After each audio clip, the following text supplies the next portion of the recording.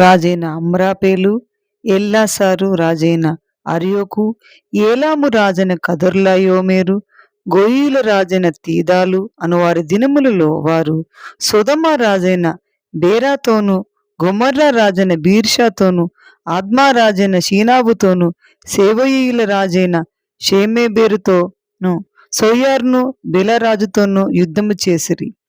వీరందరూ ఉప్పు సముద్రమైన సిద్దీము లోయలో ఏకముగా కూడి 12 సంవత్సరములు కదొర్లాయోమెరుకు లోబడి 13వ సంవత్సరమున తిరుగుబాటు చేసిరి.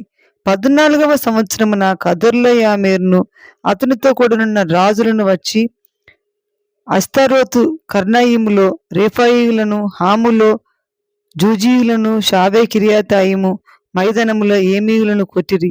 మరియు హోరీయులను అరణ్యం దగ్గరనున్న ఏల్పారాను వరకు తరిమి షెయీరు పర్వత ప్రదేశములు వారిని కొట్టిన తర్వాత తిరిగి కాదేశును ఎన్మిష్పతుకు వచ్చి అమాలేకీయుల దేశమంతటిని, హససోను తామారులో కాపురమున్న అమోరీయులను కూడా కొట్టిరి. అప్పుడు సొదొమ రాజును, గొమొర్రా రాజును, ఆద్మా రాజును, సెబోయిము రాజును, సోయరును బెలరాజును బయలుదేరి సిద్దీము లోయలో వారితో అనగా ఏలాము రాజైన కదొర్లాయోమెరు, గోయీల రాజైన తీదాలు, షీనారు రాజైన అమ్రాపేలు, ఎల్లాసారు రాజైన అర్యోకు అను 4 ఆ 5 రాజులు యుద్ధము చేసిరి. ఆ సిద్దీము లోయలో విస్తారమైన మట్టికీలు గుంటలు ఉండెను.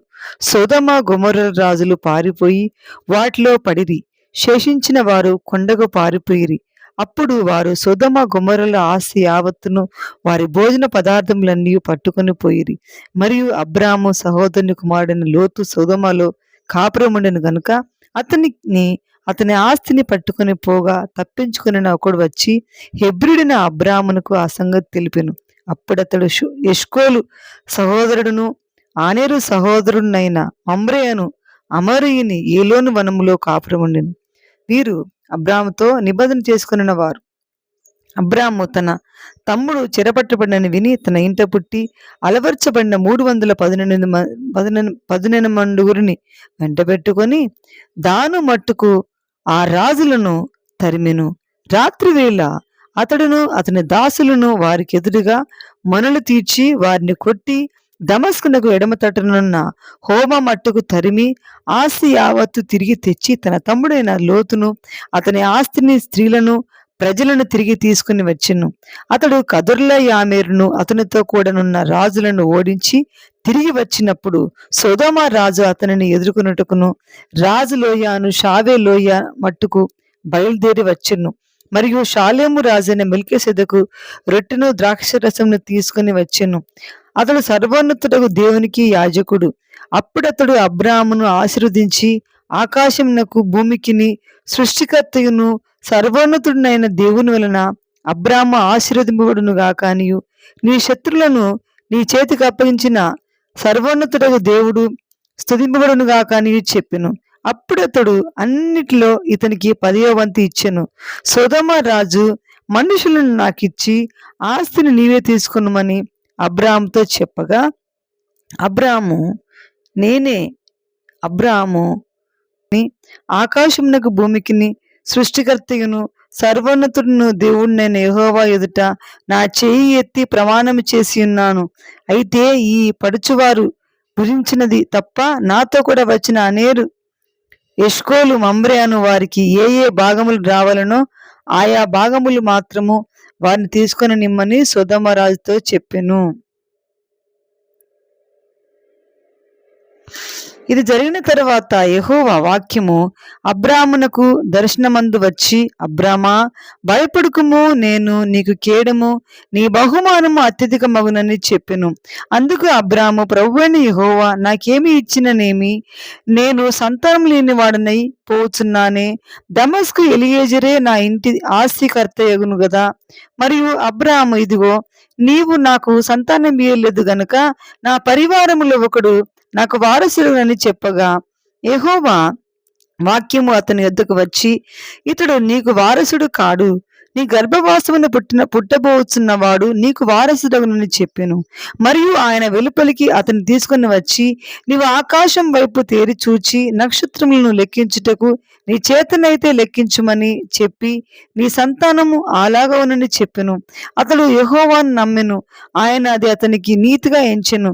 మరియు ఆయన నీవు ఈ దేశమును స్వతంత్రించుకున్నట్లు దాన్ని నీకిచ్చుటకు కల్దీల ఊరను పట్టణములో నుండి నిన్ను యువతలకు తీసుకుని వచ్చిన యెహోవాను నేనే అని చెప్పినప్పుడు అతడు, ప్రభువైన యెహోవా, నేను దీన్ని స్వతంత్రించుకున్నదనని నాకెట్లు తెలియననగా, ఆయన 3 ఏండ్ల పెయ్యను, 3 ఏండ్ల మేకను, 3 ఏండ్ల పొట్టేలును, ఒక తెల్ల గువ్వను, ఒక పావురపు పిల్లను నా యొద్దకు తెమ్మని అతనితో చెప్పెను. అతడు అవన్నీ తీసుకుని వాటిని నడుముకు ఖండించి దేని ఖండమును దాని ఖండమునకు ఎదురుగా ఉంచెను. పక్షులను అతడు ఖండింపలేదు. గద్దలు కళేబరముల మీద వాలినప్పుడు అబ్రాము వాటిని తోలివేసెను. ప్రొద్దుగుంకపోయినప్పుడు అబ్రామునకు గాఢ నిద్ర పట్టెను. భయంకరమైన కటిక చీకటి అతని కమ్మగా, ఆయన, నీ సంతతి వారు తమది కాని పరదేశమందు నివసించి ఆ దేశపు వారికి దాసులుగా ఉందురు. వారు 400 ఏండ్లు వీరిని శ్రమ పెట్టుదురు. వీరు ఎవరికి దాసులవుదురో ఆ జనమునకు నేనే తీర్పు తీర్చుదును. తర్వాత వారు మిక్కిలి ఆస్తితో బయలుదేరి వచ్చెదరు. నీవు క్షేమముగా నీ పితరుల వద్దకు పోయేదవు. మంచి వృద్ధాప్యమందు పాతిపెట్టబడదు.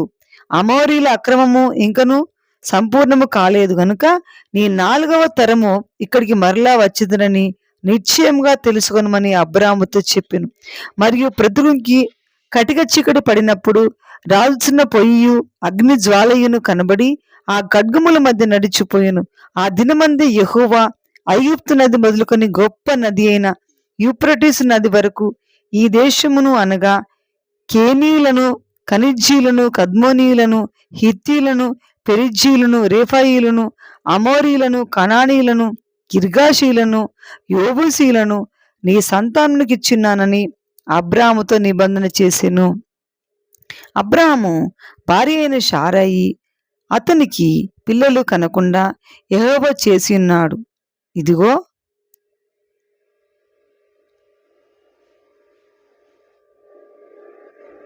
అబ్రాము భార్య అయిన శారయి అతనికి పిల్లలు కనలేదు. ఆమెకు ఆగరును ఐగుప్తీయురాలైన దాసి ఉండెను. కాగా శారయి, ఇదిగో, నేను పిల్లలు కనకుండా యెహోవా చేసి ఉన్నాడు. నీవు దయచేసి నా దాసితో పొమ్ము. ఒకవేళ ఆమె వలన నాకు సంతానము కలగవచ్చునని అబ్రాముతో చెప్పెను. అబ్రాము శారయి మాట వినెను. కాబట్టి అబ్రాము కానాను దేశములో 10 ఏండ్లు కాపురమున్న తర్వాత అబ్రాము భార్య అయిన శారయి తన దాసి అయిన హాగరును ఐగుప్తీయురాలిని తీసుకొని తన పెనిమిటి అయిన అబ్రామునకు భార్యగా ఉన్నట్లు అతనికి ఇచ్చెను. అతడు హాగరుతో పోయినప్పుడు అది గర్భవతిగా అయ్యెను. అది తాను గర్భవతి నైతినని తెలుసుకున్నప్పుడు దాని యజమానురాలు దాని దృష్టికి నీచమైనదాయెను. అప్పుడు శారయి, నా ఉసురు నీకు తగులును. నేనే నా దాసిని నీ కౌగిటికి ఇచ్చిన తర్వాత తాను గర్భవతి నైతినని తెలుసుకున్నప్పుడు నేను దాని దృష్టికి నీచమైన దానినైతిని. నాకును నీకును యెహోవా న్యాయము తీర్చునుగాక అని అబ్రాముతో అనెను. అందుకు అబ్రాము, ఇదిగో, నీ దాసి నీ చేతిలో ఉన్నది. నీ మనసు వచ్చినట్లు దాన్ని చేయమని శారయితో చెప్పెను. శారయి దాన్ని శ్రమ పెట్టినందున ఆమె యుద్ధ నుండి అది పారిపోగా యెహోవా దూత అరణ్యములో నీటి బుగ్గ యొద్ద, అనగా షూరు మార్గములో బుగ్గ యొద్ద ఆమెను కనుగొని, శారయి దాసువైన హాగరు, ఎక్కడి నుండి వచ్చితివి? ఎక్కడికి వెళుతున్నావని అడిగినందుకు అది, నా యజమానురాలైన శారయి యొద్ద నుండి పారిపోతున్నా నేను. అప్పుడు యెహోవా దూత, నీ యజమానురాలు యొద్దకు తిరిగి వెళ్ళి ఆమె చేతి క్రింద అణిగి ఉండుమని దానితో చెప్పెను. మరియు యెహోవా దూత, నీ సంతానమును నిశ్చయముగా విస్తరింపజేసేదను. అది లెక్క అంప వీలు లేనంతగా విస్తారమవునని దానితో చెప్పెను. మరియు యెహోవా దూత, ఇదిగో, యెహోవా నీ మొరను వినెను. నీవు గర్భవతివై ఉన్నావు. నీవు కుమారుని కని అతనికి ఇష్మాయేలును పేరు పెట్టెదవు. అతడు అడవి గాడిద వంటి మనుష్యుడు. అతని చెయ్యి అందరి చేతులు అతనికి విరోధంగా ఉన్ను. అతడు తన సహోదరులందరి ఎదుట నివసించునని దానితో చెప్పగా, అది చూస్తున్న దేవుడవు నీవే అని పేరు తనతో మాట్లాడిన యెహోవాకు పెట్టెను. ఏలియగా నన్ను చూచిన వాణ్ణి నేను ఇక్కడ చూచితిని గనుక అని అనుకొనెను. అందుచేత ఆ నీటి బుగ్గకు బెయేర్ లహాయిర్ అను పేరు పెట్టాను. అది కాదేశునకును బేరేతుకును మధ్యనున్నది. తర్వాత హాగరు అబ్రామునకు కుమార్ని కనెను. అబ్రాము హాగరు కనిన తన కుమార్నికి ఇష్మాయేలును పేరు పెట్టెను. హాగరు అబ్రామునకు ఇష్మాయేలును కనినప్పుడు అబ్రాము 86 ఏండ్లవాడు. అబ్రాము 99 ఏండ్ల వాడినప్పుడు యెహోవా అతనికి ప్రత్యక్షమయ్యి, నేను సర్వశక్తిగల దేవుడను, నా సన్నిధిలో నడుచుచు నిందారహితుడవై ఉండుము.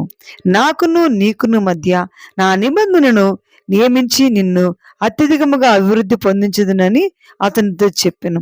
అబ్రాము సాగిలపడి ఉండగా దేవుడు అతనితో మాట్లాడి, ఇదిగో నేను నియమించిన నా నిబంధన నీతో చేసి ఉన్నాను. నీవు అనేక జనములకు తండ్రివగదువు, మరియు ఇక మీదట నీ పేరు అబ్రాము అనబడదు.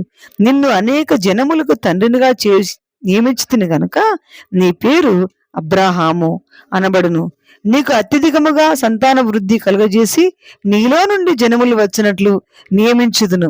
రాజులను నీలో నుండి వచ్చుతారు.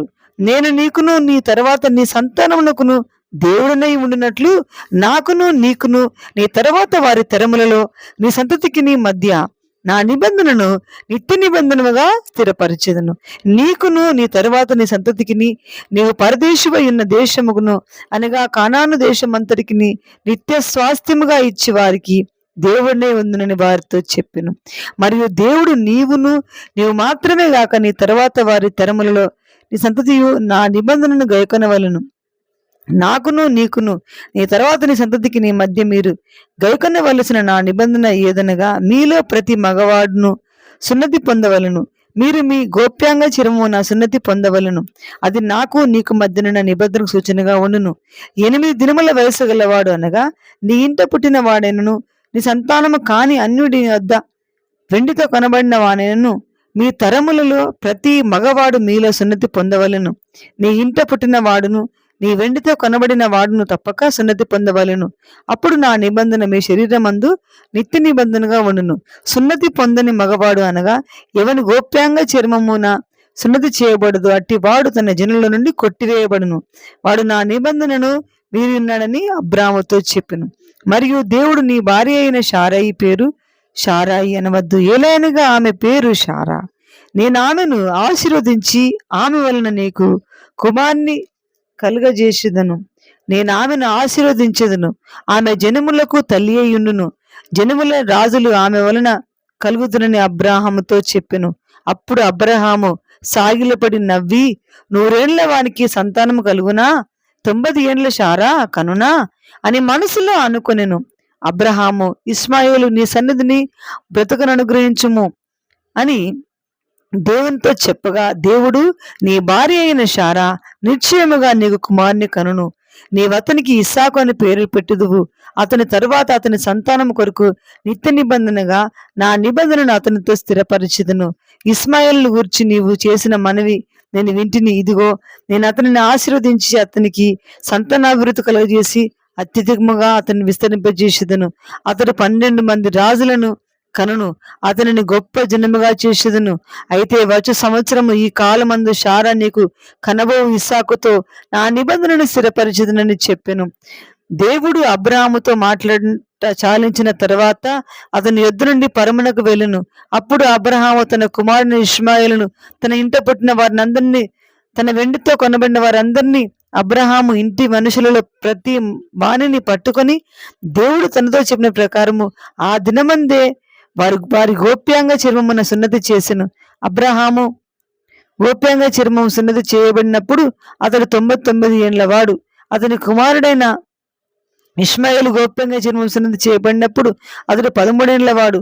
ఒక దినమందే అబ్రహామును అతని కుమారుడైన ఇష్మాయేలును సున్నతి పొందిరి. అతని ఇంట పుట్టిన వారును అన్యుని యొద్ద వెండితో కొనబడిన వారును అతని ఇంటి వారులను పురుషులందరూ అతనితో కూడా సున్నతి పొందిరి.